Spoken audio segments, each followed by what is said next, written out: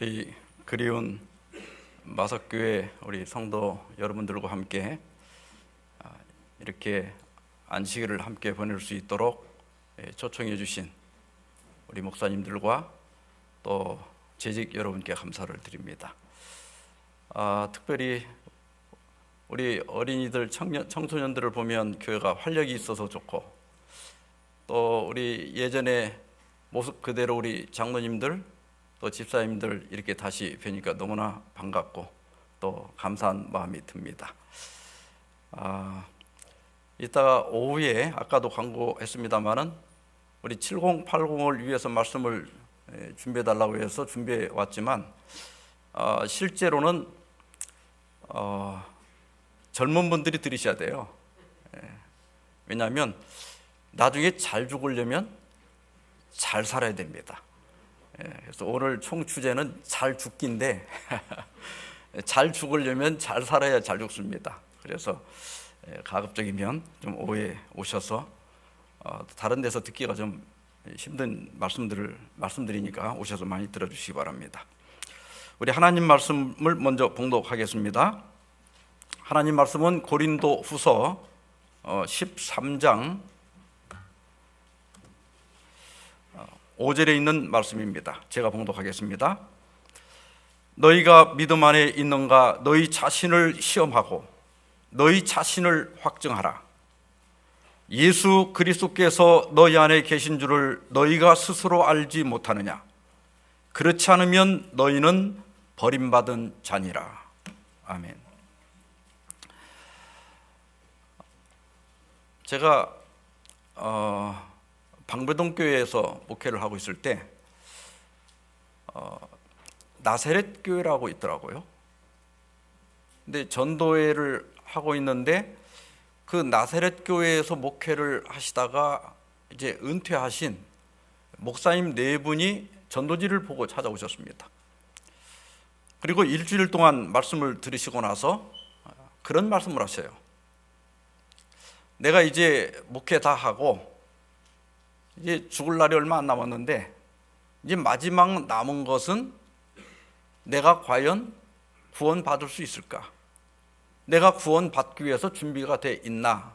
그게 항상 마음의 짐이었는데 내가 재림교회에 와서 말씀을 들어보니까 내가 마지막 정착지를 찾은 것 같다. 그렇게 말씀하세요. 제가 연수원에 있을 때도 그분은 지금도 활동을 하고 계시기 때문에 제가 성함은 말씀드릴 수 없지만 70대 후반 되신 분이에요.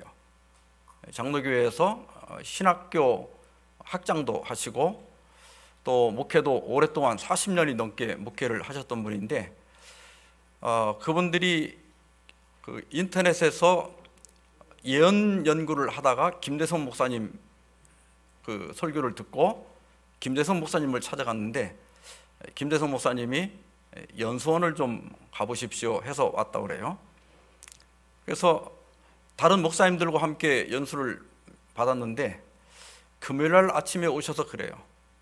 내가 이제 평생 목회를 하고 이제 마지막 내 구원을 위해서 준비할 때인데 과연 내가 준비가 돼 있나? 그것이 늘 나의 숙제였는데 내가 여기 와서 답을 찾은 것 같다.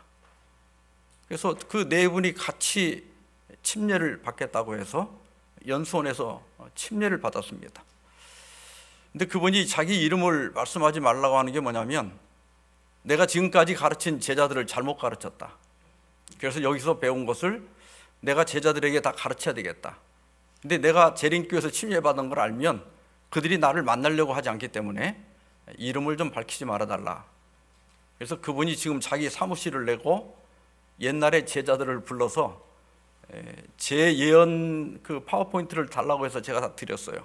그걸로 지금 자기 제자들을 다시 가르치고 있고 그런 분들이 지금 몇십 명이 됩니다. 저도 이제 은퇴하고 나서 제가 해야 할 일들은 이제 거의 마친 것 같아요. 그리고 아직도 조금 더 남아 있어서 뭐 방송도 하고 또 상담 사역도 하고 또 전도 집회도 하고 다닙니다만은 문득 그런 생각이 들더라고요. 그분들의 생각이 이렇게 나면서 과연 나는 믿음 안에 있는가? 내가 과연 올바르게 신앙을 하고 있는가? 정말로 예수님이 오신다면 내가 흠없이 그분 앞에 설 수 있을까? 여기 너희 자신을 시험하고 너희 자신을 확증하라 그랬어요. 그래서 오늘 제가 드리는 말씀은 제가 평생 목회를 하고 은퇴하고 나서 깨달은 거예요. 호프 채널 코리아에서 3번에 걸쳐서 자세히 말씀을 드렸지만 오늘 그 세 설교를 핵심만 모아서 1시간 안에 말씀을 드리려고 합니다. 우리 자신을 시험하고 확증할 잣대들이 좀 있습니다. 내적으로는 내가 과연 올바른 믿음을 가졌는가? 내 품성이 변화되었는가? 나는 신앙생활에 신실한가? 나는 정말 사랑의 마음을 품고 있는가? 나는 하나님께 충성된가? 여러 가지 내적인 잣대도 있을 수 있고, 외적으로는 내가 늘 말씀을 읽고 기도하고 전도하고 또 하나님께 헌금을 드리고 예배에 잘 참석하는가? 이런 여러 가지 잣대들이 있을 수 있습니다. 오늘 본문에서 사도 바울은 예수 그리스도께서 너희 안에 계신 줄을 너희가 스스로 알지 못하느냐, 이 말씀은 예수님이 우리 안에 계신다, 이 말씀은 우리가 그리스도의 완전한 생애의 원칙대로 살아야 할 줄을 너희가 알지 못하느냐. 쉽게 얘기하면 너희가 그리스도의 가르침대로 살고 있는지 조사해 보라, 이 말이에요. 예수님이 우리 안에 계시다, 이건 이 안에서 무슨 말을 하거나 가슴이 무슨 뜨거워지거나 그런 것도 있을 수 있겠지만, 실제적으로 여기서 하고자 하는 말씀은 내가 예수님의 가르침대로 산다면 예수님이 내 안에 계신 거예요. 그러면 예수님의 가르침의 핵심이 무엇일까? 사실 성경을 다 연구해 보면 관계에 대한 겁니다. 죄가 가장 먼저 한 일은 관계를 깨뜨렸습니다. 하와가 선악과를 주니까 의리로 먹었어요. 그렇죠? 아담은 이것을 하나님께서 먹지 말라고 그랬고 먹으면 안 된다는 걸 알면서도 아내가 주니까 의리로 먹었어요. 그런데 자기의 죄가 딱 드러나고 하나님께서 물으시니까 핑계를 누구한테 댑니까? 너 내가 먹지 말라 한 선악과를 왜 먹었느냐? 그랬더니 뭐라고 그래요? 아이고, 다 제 잘못입니다. 저를 벌해주시고 제 아내는 좀 용서해 주세요, 이런 게 아니라 저 여자 때문에 먹었다고. 아마 그날 저녁 부부싸움 대판했을 겁니다. 이 남자가 말이야 째째하게 내 핑계를 대느냐고. 그래서 죄는 부부 관계를 깨뜨렸어요. 그리고 하나님께서는 범죄한 아담과 하와를 에덴 동산에서 쫓아내셨다고 그랬습니다. 이 쫓아낸다고 하는 말은 원문에 보면 이별한다, 이혼한다는 말도 돼요. 이혼했다, 이 사랑이 깨진 거예요. 그렇다고 하면 우리는 이 관계 속에서 살아가는데, 사람을 이렇게 한문으로 표시할 때 우리말로는 사람이지만 한문으로 하면 인간 이렇게 쓰잖아요. 근데 사람 인자 하나만 가지고도 충분하잖아요. 그런데 그 뒤에 뭐가 붙어 있어요? 사이 간자가 붙어 있습니다. 다시 말하면 우리 사람은 관계 속에서 살아간다. 친구 관계, 부부 관계, 부모와 자녀 관계, 또 하나님과 피조물 관계, 이 관계 속에서 우리가 살아가게 됩니다. 그러면 우리 믿음을 확증할 잣대는 3가지가 있는데, 첫째는 나는 과연 내 자신과의 관계를 어떻게 맺고 있는가, 나와의 관계. 두 번째는 다른 사람과의 관계를 내가 어떻게 맺고 있는가. 세 번째는 하나님과의 관계는 어떠한가. 이 3가지를 점검해 보면 내가 과연 잘 믿고 있는지, 내가 잘 살고 있는지, 내가 예수님 말씀대로 순종하고 있는지를 확증할 수 있다고 하는 것입니다. 먼저 나 자신과의 관계인데요, 가장 중요한 게 뭐냐면 내가 교회를 다니면 다닐수록, 신앙을 하면 할수록 마음이 평안한가 하는 겁니다. 여러분, 우리가 교회를 다니면서 뭐 다른 건 얻지 못한다 할지라도 신앙생활을 통해서 최소한 누구나 얻어야 할 가장 중요한 구원의 선물 중에 하나는 평안입니다. 그렇지 않아요? 여러분, 그 불교를 다니는 사람들도 부처님의 말씀을 통해서 최소한 뭐는 얻어요? 마음의 평안은 얻어요. 그런데 살아계신 하나님을 믿는 우리가 신앙을 하지만은 여전히 마음의 평안이 없다면, 여전히 불안하고 여전히 뭔가 욕구불만이 쌓여있고 여전히 우리 마음 가운데 안정감이 없다면 우리는 신앙생활을 제대로 하는 건 아니다. 예수님께서는 마지막 만찬 때 예수님께서 하늘로 가실 것을 말씀하시면서 평안을 너희에게 끼치노니 그랬어요. 여기 끼치노니, 이 말은 평안을 너희에게 남기노니 그런 뜻이에요. 원문에 보면 내가 떠나가고 내가 떠나간 그 빈자리에, 너희가 선생이 없어졌으니 얼마나 허전하냐, 그런데 내가 떠나가지만은 내가 떠나간 자리에 평안을 남긴다. 그래서 우리가 평안하면 예수님이 우리 마음 안에 계신 거예요. 여러분, 우리가 교회를 다니면서 최소한 얻어야 할 것이 이 남녀노소 불구하고 마음의 평안을 얻는 방법을 배워야 신앙생활을 제대로 하고 있는 겁니다. 곧 나의 평안을 너에게 주노라. 내가 너에게 주는 것은 세상이 주는 것과 같지 아니하니라. 너희는 마음에 근심하지도 말고 두려워하지도 말라. 여러분, 오늘도 마음이 평안하십니까? 예, 많은 분들이 아멘 하시네요. 예. 조수아 리브만이 쓴 마음의 평안이라는 책이 있습니다.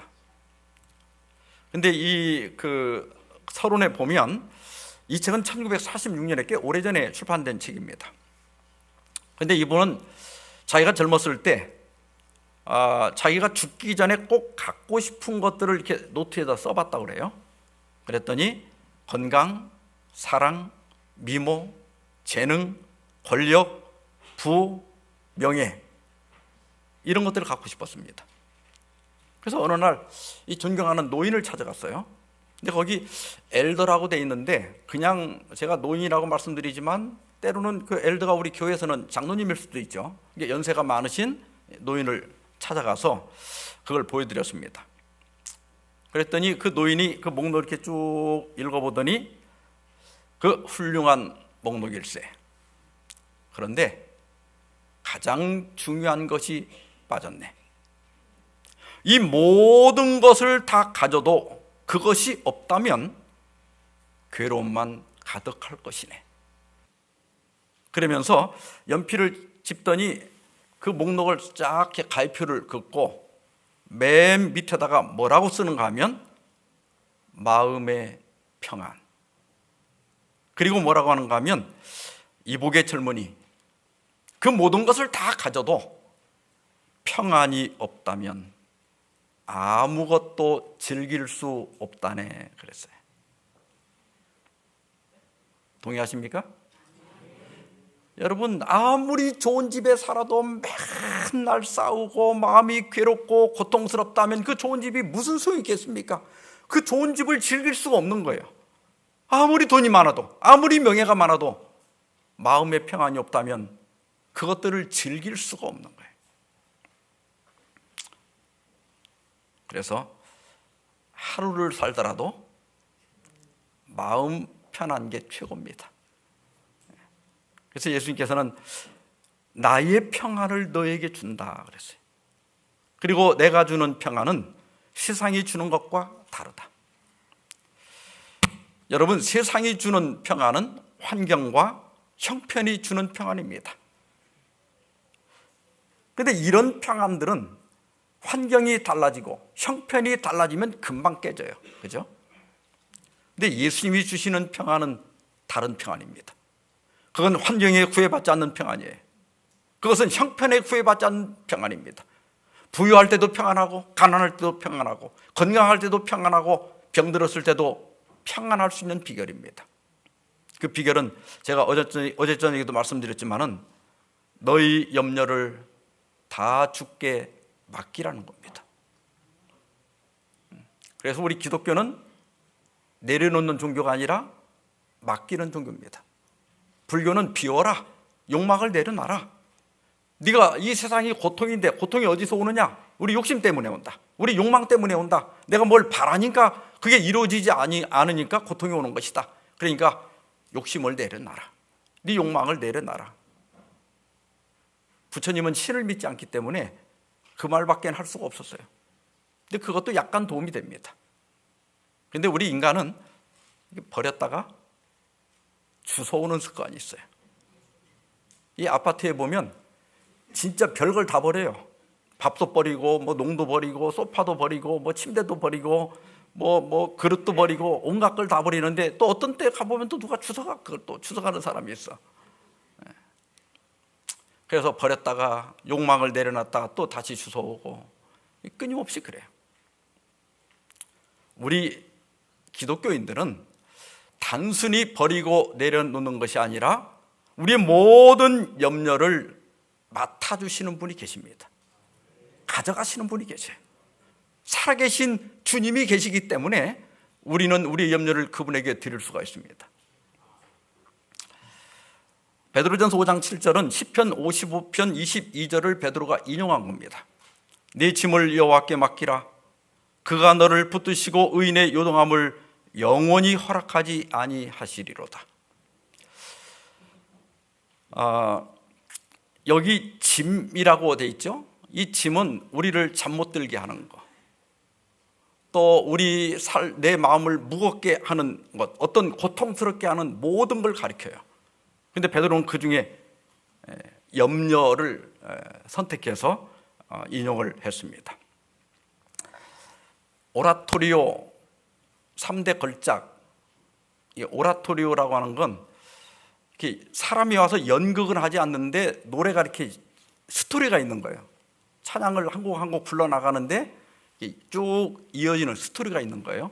이 3대 걸작 하면 핸델의 메시아, 하이든의 천지창조, 멜델스존의 엘리야가 있습니다. 이 멘델스존의 엘리야는 열왕기서에 나오는 선지자 엘리야 다 아시죠? 그 엘리야 이야기를 소재로 만든 겁니다. 노래가 43곡이나 되고 이거 다 들으려면 한 3시간 정도 들어야 돼요. 근데 1부와 2부로 되어 있는데 1부의 그 14번째 곡은 이렇게 남성 바리톤이 나와가지고 이제 그 갈멜산에서 제단을 쌓아놓고 불을 내려달라고 하나님께 기도하는 노래입니다. 그리고 15번으로 넘어가면 이게 바리톤으로 남성이 간절히 불을 내려달라고 이렇게 하나님께 기도하는 노래가 끝나고 노래가 확 바뀝니다. 한번 들어보시겠습니까?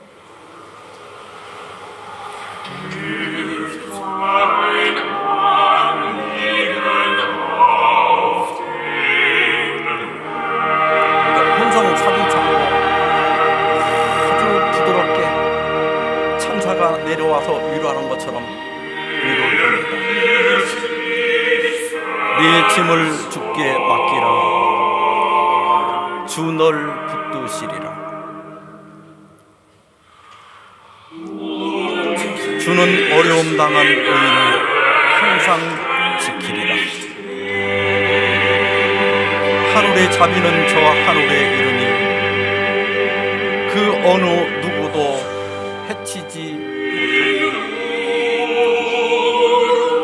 다 들으시면 좋은데 이거 다 들을 시간이 없고 예. 저는 그 엘리야를 이렇게 쭉 듣다가 그 엘리야가 막 간절하게 불을 내려달라고 기도하고, 이제 이건 생사가 달린 싸움 아닙니까? 그러다가 이 15번 내 짐을 주께 맡기라, 이 혼성 사중창이 이렇게 나오면서 마치 천사가 위로하듯이 또 믿음을 넣어주듯이 이렇게 찬양하는 걸 들을 때 제 마음을 가득 채웠던 그 평안을 경험할 수 있었습니다. 여러분 삶에 끊임없이, 삶은 언제나 도전입니다. 어린 애들대로 시련이 있어요. 공부도 해야 되고 시험도 봐야 되고 또 나중에 학교도 또 뭐 입학도 해야 되고 또 나중에 취직도 해야 되고. 그러면 이제 다 연세가 드셔서 여기 어르신들 70, 80 되신 분들은 다 은퇴하고 이제는 평안할까? 요즘은 백수가 과로사 한답니다. 이게 인생은 끊임없는 도전 속에 살아요. 문제가 계속 일어나게 돼 있어요. 그러나 우리에게는 모든 짐을 맡길 수 있는 주님이 계십니다.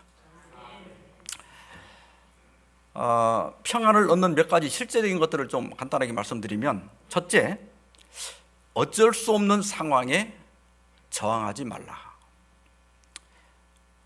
예수님께서는 사울에게, 이 사울은 히브리식 이름이에요. 바울은 로마식 이름이야. 그러니까 바울이 나중에 이방인의 사도로 활동하면서 이름을 로마식으로 바울로 바꾼 거예요. 원래 이름은 사울입니다. 사울아 사울아 내가 어찌하여 나를 박해하느냐, 가시채를 뒷발질하기가 내게 고생이니라. 이 가시채라고 하는 게 뭐냐면, 이렇게 소를 몰 때 그 소를 말을 잘 듣게 하기 위해서 이렇게 뾰족한 막대기를 들고 안 가면 엉덩이를 찌르고, 그 다음에 이제 이 소가 잘못 가면 이렇게 옆으로 찔러갖고 소를 똑바로 가도록 하는 이 막대기를 가리키는 거예요. 근데 소가 때때로 자꾸 찌르니까 그걸 뒷발질 해봐야 헛발질이 되고 자기만 고생이죠. 그러니까 어쩔 수 없다면 받아들이라는 거예요. 윌리엄 제임스는 사정을 그대로 받아들이기에 주저하지 말라.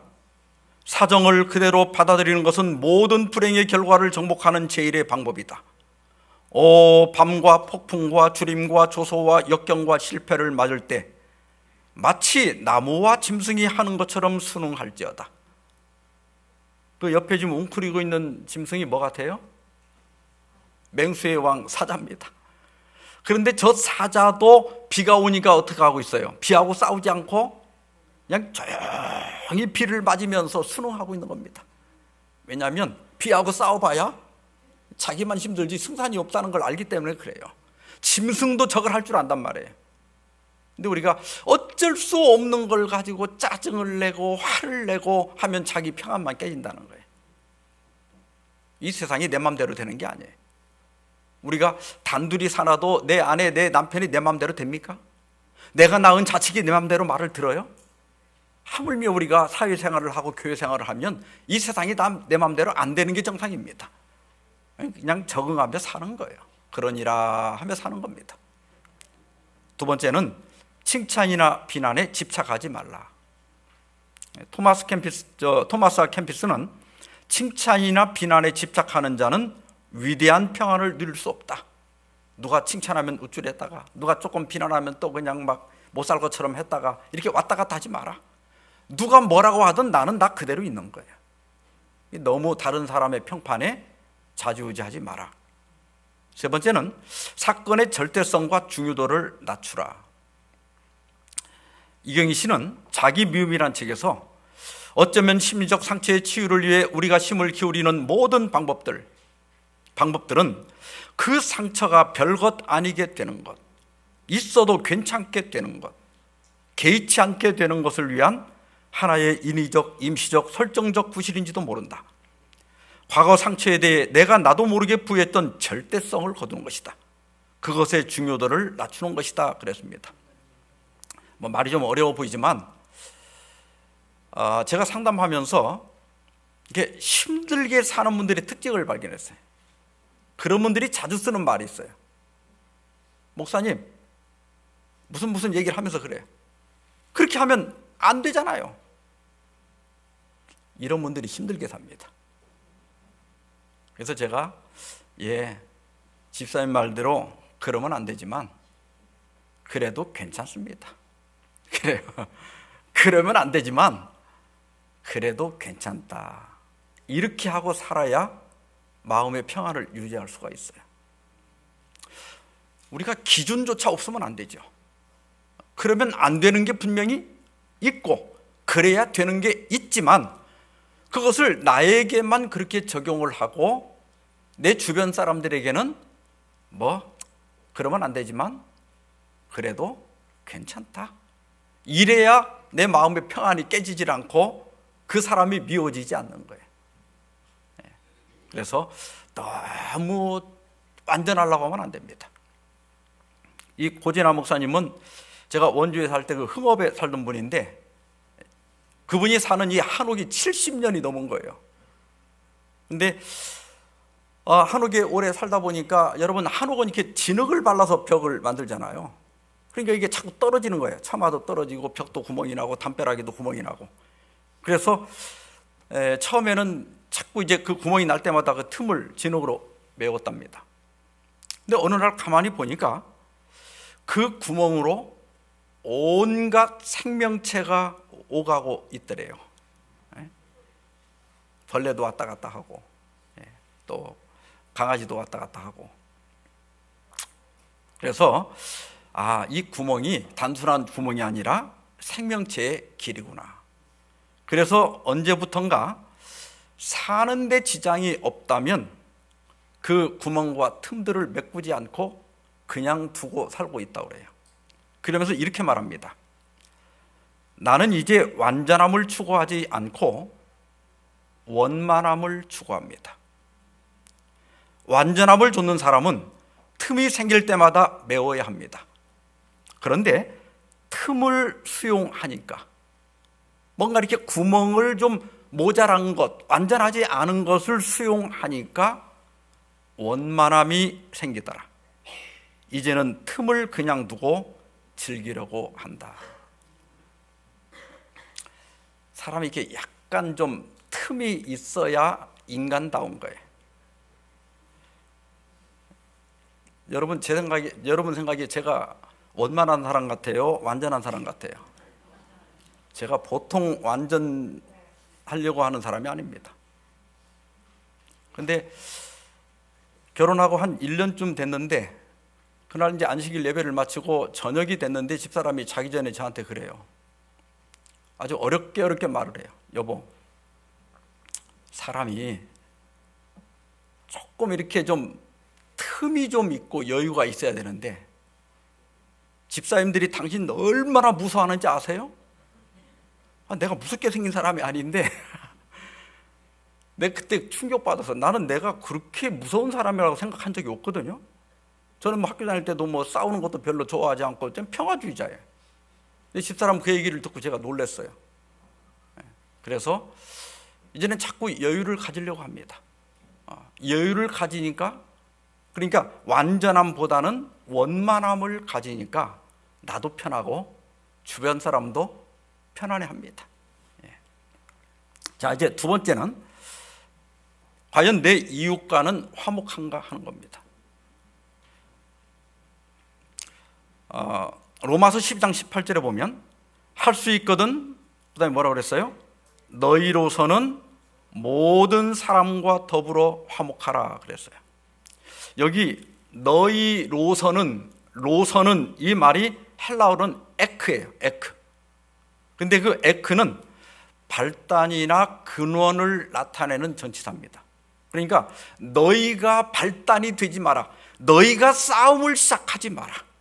네가 시비를 걸지 마라. 너 때문에 싸움이 일어나지는 않게 하라 하는 거예요. 그래서 우리 그리스도인들은 정말 신앙을 잘한다면 웬만해서는 싸우면 안 됩니다. 싸움은 가끔 가다가 한 5년에 한 번 정도 해야지. 어떤 사람은 웬만하면 싸워 그냥. 이거 아무리 성경을 많이 알고 아무리 교회를 오래 다녔다 하더라도 그거 고쳐야 돼요. 그건 고쳐야 돼. 잠언 11장 1절에도 마른 떡 한 조각만 있고 화목하는 것이 제육이 집에 가득하고도 다투는 것보다 나으니라. 아무리 진수성찬을 차려놓고 돈이 많다더라도 맨날 싸우는 것보다는 차라리 물 한 그릇 떠놓고라도 화목하게 사는 게 낫다. 동의하십니까? 나는 왜 이렇게 싸우는지 이해가 안 돼요. 저 우크라이나도 저 러시아가 왜 저렇게 싸우는지, 이스라엘과 하마스가 왜 저렇게 싸우는지 좀 안 싸우고 살 수 없나? 최소한 교회 안에서는 다투는 일이 없어야 됩니다. 마크 트웨이는 이렇게 얘기했습니다. 나는 개와 고양이를 한 우리 안에 넣어보았다. 뜻밖에도 그들은 내 기대를 뛰어넘어서 잘 지내는 모습을 나에게 보여주었다. 나는 이번에는 새와 돼지와 염소를 한 우리 안에 집어넣어 보았다. 그들은 약간의 적응하는 시간이 필요했지만 마침내 그들도 더불어 잘 어울릴 수가 있었다. 나는 이번에는 장로교인과 감리교인과 침례교인을 한 우리 안에 함께 있도록 했다. 그런데 그들은 결코 잘 지낼 수가 없었다. 교인들이 옳고 그름을 따지다 보니까 그런지 모르지만 사실 이 세계사에서 중요한 전쟁은 또 종교 때문에 다 일어나는 거예요. 지금 이스라엘과 아랍도 다 같이 사실 따지고 올라가 보면 다 아브라함의 자손들이잖아요. 그 아브라함이 잘못한 거야. 그 좀 하나님의 약속을 못 기다리고 첩을 얻어갖고 이스마엘을 낳는 바람에 저렇게 된 거야. 존 번연도 이렇게 얘기했습니다. 이상하다. 내가 이해할 수 없는 것이 하나 있다. 마귀와 더불어 대적해야 할 교회와 성도들이 자기들끼리 싸운다. 싸우지 마세요. 양보해도 교회는 내가 하자는 대로 안 해도 괜찮아. 다 문제가 없어요. 그러니까 교회가 타락해서 세속화되는 것, 교회 진리를 떠나는 것, 성경을 어기는 것 외에는 괜찮아요. 김영석 교수님 아시죠? 1920년생이니까 만 103세입니다. 이분이 100년을 살아보니라고 하는 책에서 누군가를 사랑한다고 말할 때 조건이 있습니다. 가장 중요한 첫째 조건이 뭘까요? 그것은 그 사람의 자유를 소중히 여기는 겁니다. 상대방의 자유를 사랑하는 겁니다. 그랬어요. 이게 안 싸우는 비결이에요. 저희 집사람은 굉장히 긍정주의자고 또 활동을 잘해요. 하여튼 우리 집사람은 감기도 잘 안 걸리고 예언의 신이 하나도 안 맞아. 밥 먹고 바로 누워있어도 소화도 잘 되고 체하는 법이 없어. 저는 예언의 신대로 밥 먹고 30분 정도 이상 걷거나 이렇게 있다가 누워야지 그냥 누우면 백발백중 체합니다. 저희 집사람은 뭐 허리 아프다고 거꾸로 하고 있어도 소화는 잘 돼요. 은퇴하고 나니까 그 제가 사는 별내 그 뒤에 불암산이 있잖아요. 거기 조그마한 애기봉이라고 있어. 거기를 일요일마다 등산을 가져요. 근데 저는 시골서 자라가지고 산을 별로 안 좋아합니다. 제가 그 국민학교 다닐 때 이렇게 산을 넘어서 학교를 다녔거든요. 그 사람만 하나 겨우 다닐 수 있는 길, 저희 아버님이 저 외딴 저 산속으로 들어가셔가지고, 그래서 저는 이렇게 신장로에 그 버스가 지나갈 때 그게 얼마나 부러웠는지 몰라. 저 버스 타고 학교 다니면 얼마나 좋을까. 근데 세상이 발달해갖고 이제는 길도 다 내고 거기다 아스팔트까지 깔고 차까지 다 만들어놨는데, 이 좋은 세상에 왜 산을 가면서 고생하는지 나는 그게 이해가 안 되는 사람이야. 이 집사람이 아침에 오늘 여보 나 등산 가려고 하는데 같이 갈래요? 난 싫어. 당신 혼자 갔다 와. 그래도 괜찮아야 돼요.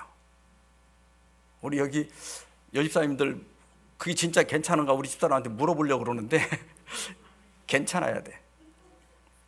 왜냐하면 한번 생각해 보세요. 저희 집사람은 저하고 같이 가면 좋죠. 근데 우리 집사람 말고 나는 어떨까요? 나는. 아니 차를 놔두고 왜 산에 가는지 이해를 못하는 내가 우리 집사람하고 안 싸우려고 억지로 끌려가면 나는 좋겠냐고. 나는 불행할 거 아니야. 그럼 둘 다 행복하려면 어떻게 해야 돼요? 가고 싶은 사람 가고 가기 싫은 사람은 안 가면 되잖아. 그러니까 제가 말씀드리는 건 삶의 기본은 일단 안 싸우는 거야. 조금 불만이 있더라도 그냥 안 싸우는 방법을 선택하는 게 기본이야. 사랑은 뭐냐면요, 한 2달쯤 혼자 가더니, 하루는 갔다 와서 그래요. 오늘 갔더니 저 삼육대학의 신학과 교수님도 누구누구 2분 오셨고 별내교회 목사님도 봤대. 근데 다 부부가 왔는데 나만 혼자 왔대. 근데 그 말 들으면 제가 미안할까요, 안 미안할까요? 좀 미안하잖아. 그래서 제가 그러면 한 달에 한 번은 같이 갈게. 그래서 요즘 가끔 따라가요. 이제 그때부터가 이제 이게 진짜 사랑인 거예요. 그게 사랑은 헌신하는 거거든요.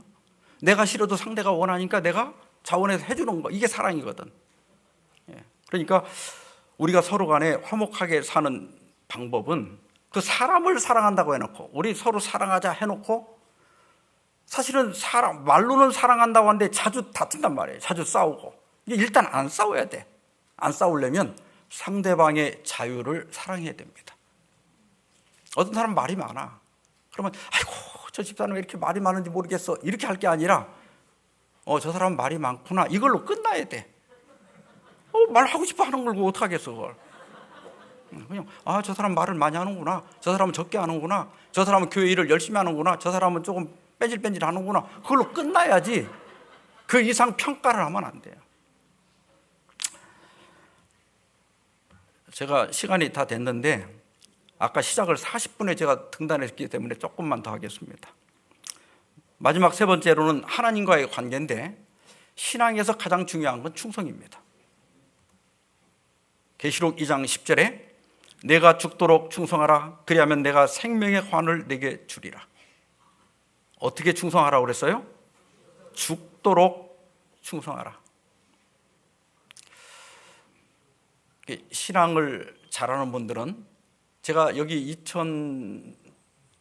김일환 목사님 계실 때 15년에 예언전도 하고 16년에 복음전도를 했어요. 이게 벌써 7, 8년 지났죠. 근데 보통 이렇게 보면 장로님들, 집사님들이 이렇게 앉는 그 자리 되게 앉아 계세요. 그분들이 충성된 거예요. 그러니까 우리가 세월이 앞으로 10년이 더 지나도 자기 자리를 잘 지키는 거, 자기 할 일을 잘 하는 거, 이게 충성입니다. 근데 젊은 부자 법관은 내 있는 것을 다 팔아 가난한 자들을 주라고 할 때 재물이 많아서 예수님을 떠나갔어요. 세상을 사랑한 거예요. 데마도 이 세상을 사랑하여 나를 버리고 갔다고 그랬어요. 후메네오와 알렉산더도 양심을 버렸고 믿음에 관하여 파선했다고 그랬어요. 이 사람이 신앙을 잘 하다가 어느 날 이 신앙을 떠나서 방황하는 걸 보면 얼마나 가련하고 불쌍한지 몰라요. 이 가룟 유다, 배신의 아이콘이죠. 근데 제가 연수원에 있을 때, 연수원에 오면 겟세마네부터 십자가까지 그 시대의 소망 마지막 부분을 조그마한 소책자로 만들어서 그 연수받는 동안에 읽으라고 주거든요. 근데 간증할 때 얘기를 들어보면 많은 분들이 가룟 유다 부분을 읽으면서 양심의 가책을 많이 받았다고 그래요. 왜냐하면 그 유다가 나하고 다른 사람이 아니라 나하고 똑같더라는 거예요. 시대의 소망에 보면 유다는 크신 하나님을 사랑하였으며 그분과 함께 있기를 간절히 사모했다. 그는 자기의 품성과 생애가 변화되기를 바랐고 자기 자신을 예수님과 연합함으로 그 같은 경험을 하고 싶어 했다. 우리와 같아요, 달라요? 똑같아요. 우리와 똑같은 소망을 가지고 있었어요. 그러나 유다는 자기 자신을 그리스도께 완전히 복종시키는 경지에 이르지 않았다. 그는 세속적인 야망과 돈에 대한 사랑을 포기하지 않았다. 저항하지 않고 정복되지 않은 부패의 요소들은 사람들로 사탄의 유혹에 빠지게 하며 영혼을 사탄의 뜻에 복종하게 한다. 그러니까 이 유다가 실패한 원인은 뭐예요? 양다리를 거친 거예요. 구원도 받고 싶고 세상에서 하고 싶은 거 다 하고 싶고. 그렇다고 해서 우리 젊은이들 돈 벌지 말라는 게 아니에요. 명예 얻지 말라는 거 아니에요. 우리가 그런 걸 다 얻는다 할지라도 둘 중에 하나를 선택해야 되는 시점이 오면 이 세상 모든 것을 언제든지 버리고 하나님을 선택할 수 있어야 됩니다. 직업을 선택할 때도 그렇고 결혼할 때도 그렇고 우리가 다 좋지만은 그러나 둘 중에 하나를 선택할 수밖에 없다면 미련 없이 세상 것을 버릴 수 있어야 충성된 거예요. 그래야 배신자가 되지 않을 수가 있습니다. 이 마지막 때가 되면 배신하고 배교하고 서로 잡아주고 또 그렇지는 않다 할지라도 처음 사랑을 버린다고 그랬어요. 다니엘의 세 친구를 보면 너 저 금신상에게 절하지 않으면 불 가운데 던질 거야. 그때 뭐라 그래요? 왕이요, 우리가 섬기는 하나님이 계신다면, 이거 개정판이 잘못 번역돼서 옛날 번역이 맞는 거예요. 그 사람들이 하나님이 계신다면 하고 의심할 리가 없잖아요. 이 히브리 원문을 보면 옛날 번역대로 만일 그럴 것이면, 만일 우리를 풀목 가운데 던질 것이면 왕이여 우리가 섬기는 우리 하나님이 우리를 맹렬히 타는 풀무불 가운데서 능히 건지실 겁니다. 여기까지도 훌륭해요, 안 훌륭해요? 그러나 이 히브리 새 청년들의 신앙은 이게 다가 아니에요. 그 다음에 뭐라고 그랬어요? 하나님께서 그렇게 하지 아니하실지라도 나는 금신상에게 절할 수 없습니다. 충성은 하나님께서 나를 보호하실 때뿐만 아니라 나를 버린 것처럼 보일 때도 내 마음이 변하지 않는 것이 충성입니다.